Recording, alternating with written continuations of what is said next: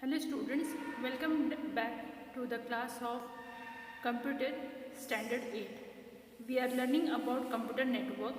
In last part, we have learned about what is meant by network, what is meant by computer network, and the different types of network we have learned over there.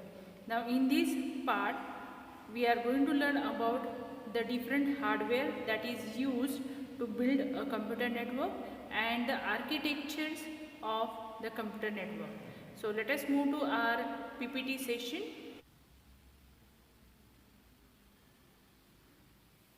Today we are going to learn about the network hardware. Now what is meant by network hardware? Network hardware is nothing but the physical component that work together to create a computer network. Now what are the different components that we are going to add to form a computer network that we are going to learn in this point. So here I have shown you the diagram components of computer network. Whenever we are going to form a computer network, we need to add a hub, switches, modem, router, cables and connectors, and network interface card. So these are the things that we require to add up over here. Now we are going to learn all these components one by one.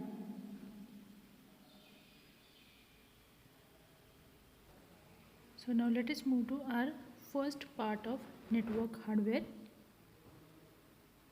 that is network operating system. Network operating system, also known as NOS. There are two types of network operating system.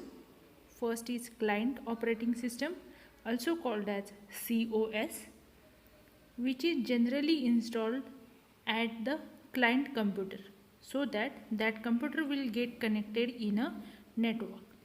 And another operating system is network operating system, also called as NOS.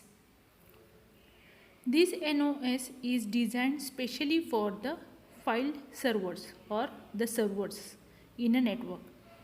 Now with help of this operating system, the server computer is able to manage the resources which are available in a network.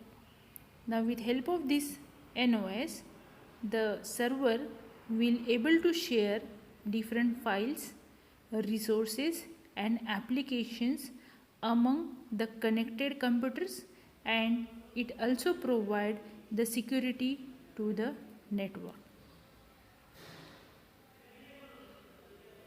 Second hardware is network interface card, also known as network adapter. It is a device which allows a computer to connect with a network or another network. Now, whenever we are connecting more computers with each other, how they will come to know that this address should pass to that particular computer itself. So these all the things are done with help of network interface card. So to identify the computer in a network, one address is associated with network interface card. That address is called as MAC address, which is written on a network interface card. So with help of this network interface card and the address which is associated with this NIC, the computer will identify each other and they will share the information on a network. There are two types of network interface cards. One is wired network interface card and another one is wireless network interface card. I have shown the diagram of both of these over here. This is the wired network interface card. This card is used to connect computers to a network. The data is going to be shared with help of cables in the wired network interface card. The another one is wireless network interface card, which is like this one. Now this wireless network interface card helps the computer to connect with each other with help of radio wave technology, as the name is wireless. So it doesn't require any wire to connect with another computer. Instead of that, it will use the radio wave technology. The third hardware component is cable. Generally, cables are used to connect computers and resources on a network. So, different types of cables are used depending on the type and size of the network itself. The next component is connectors. It is a device that joins two computers or networks together. It means whenever I am going to join the two different computer networks with each other, then I am going to use connectors. Otherwise, if I am going to join the two computers with each other, that time also I am going to use the connectors to connect both the computers with each other. The next component is modem. Now this device is used to convert analog signal to digital signal and digital signal to its analog equivalent. It is also called as modulator or demodulator. Remember, the long form of modem is modulator, demodulator. Okay, now how the working of modem is there, I am going to show it with the help of this diagram. Here I have shown you one diagram over here. This is my first computer and this is my second computer. Okay, now if I am going to send message from first computer to second computer, that time how the modem will convert the signals, that we are going to learn. Okay, so this first computer wants to send some message to the second computer. So whatever the message the user has typed on this computer gets converted into a digital signal form, which is shown over here. Okay, this is how the digital signal will be. Now this digital signal will get passed through modem and it will get converted into this kind of analog signal. Okay, now this signal is travel through a telephone line towards the destination computer or the receiver's end. Once this analog signal reaches to the receiver's end, there again one modem is getting installed. Okay, so here this analog signal gets converted into this digital signal again, and this digital signal will be read out by the CPU of the receiver's end and the message will get converted into its original form. This is how modem will work.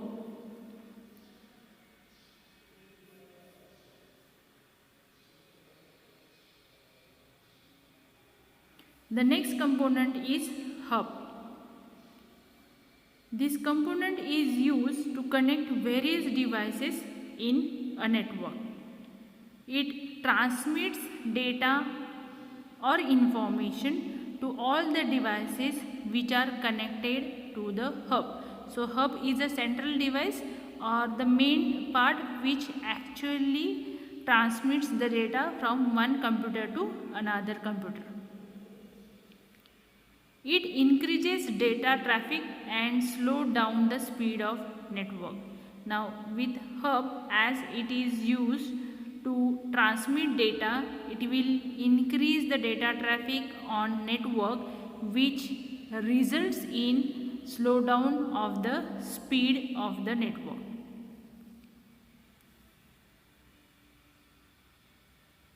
Next component is switch. Switch is recognize the devices for which the data has to be transferred. Means which is used to connect various devices in a network. It recognizes the devices for which the data has to be transferred and sends that particular data to that device only. It never gets delivered to another computer. Next component is bridge. This device is used to connect two similar networks. As we have seen the bridges on our roads, whenever there is a river or any depth is there, so the two portions of lands are getting connected with help of bridges. Same way, here the bridges are used to connect two similar networks with each other. The next device is gateway. This is used to connect two dissimilar networks. Two dissimilar networks means if I am going to connect one LAN network with a WAN network, then I am going to use the gateway. Next component is router. It is the device that directs the data traffic in a network. Okay, generally router is used to direct the data traffic in a network. Now, whenever the data traffic is directed on a network, this router will help to find out the shortest path to travel. The work of router is to find the shortest path to get it travel from sender to receiver. Means it is finding the shortcut. Okay? Now next component is repeater. It is used to amplify signals so that it can travel greater distance. Now repeaters are generally used in a network where distance is huge. Suppose when I want to transmit data over a large distances, what happened? The signal will become weak after certain distance, traveling of certain distance. So to avoid this, repeaters are used at certain interval so that the data signal will travel a greater distance but with the same strength. So for that purpose we are using the repeater.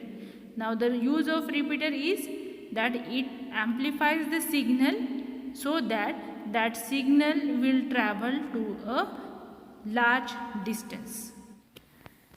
This is about the network hardware that we have learned to form a computer network.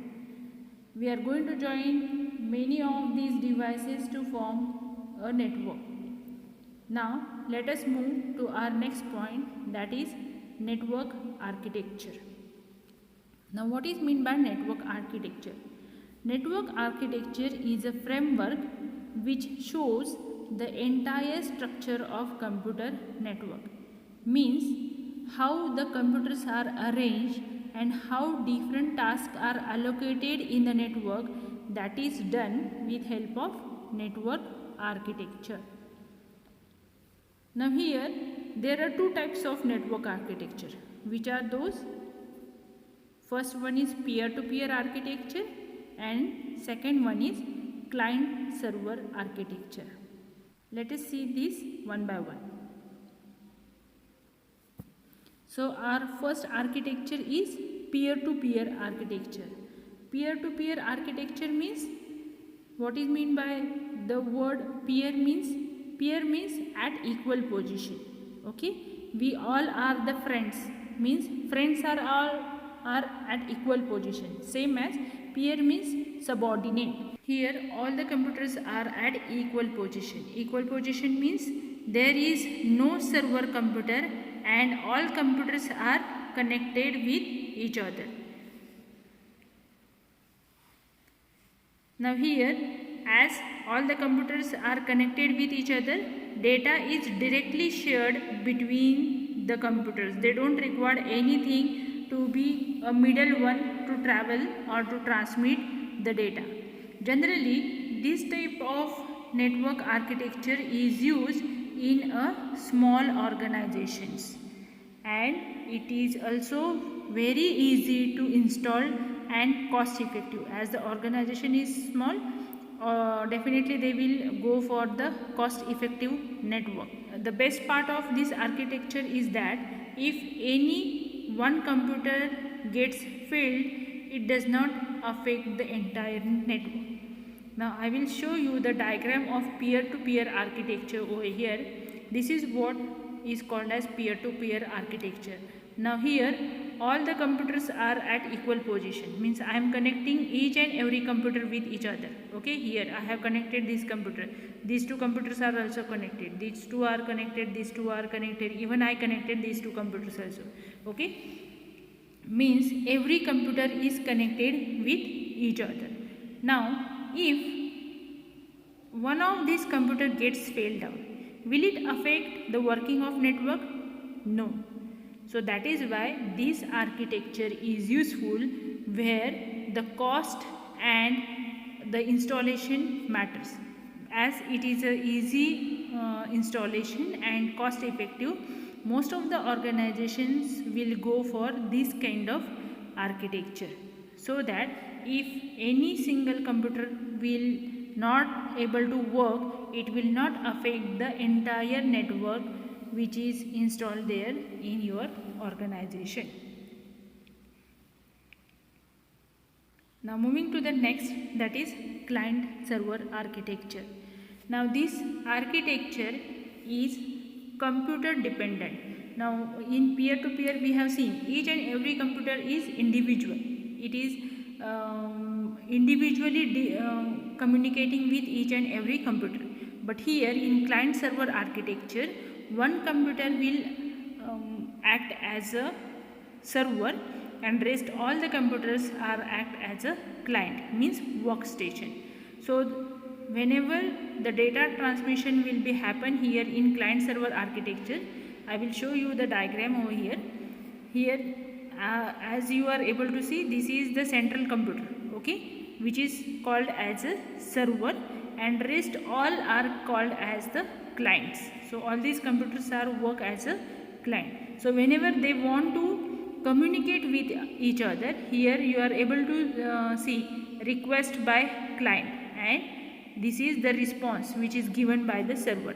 So whenever any computer wants to send the message, that computer needs to contact with server first, and then server is going to send the message to the next computer. So server will act as a middleman for communication. So this type of architecture will be dependent on the server. So it is controlled by a centralized computer called as server itself. So as it is dependent on a server, if server gets failed, then your network will not work. So you need to take care of your server if you want your network should work for you. But if anything happens with the client, it will not affect the network itself. Thus, in this part of computer network, we have learned about the different network hardwares and the two types of network architecture, that are peer-to-peer architecture and client-server architecture. Thank you, students.